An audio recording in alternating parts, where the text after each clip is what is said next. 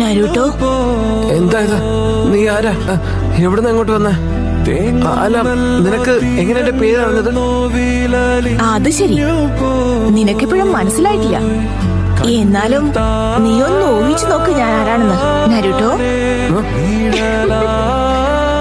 എന്താ നിനക്ക് പിടികിട്ടിയോ? മനസ്സിലായി, നീ നൈറ്റേഴ്സിന്റെ യഥാർത്ഥ രൂപമല്ലേ?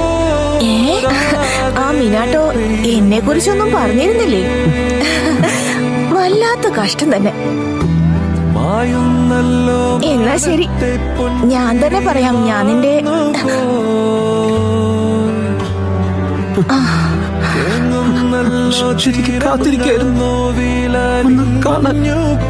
നീ ഇത്ര നേരം എന്താ പറഞ്ഞേ?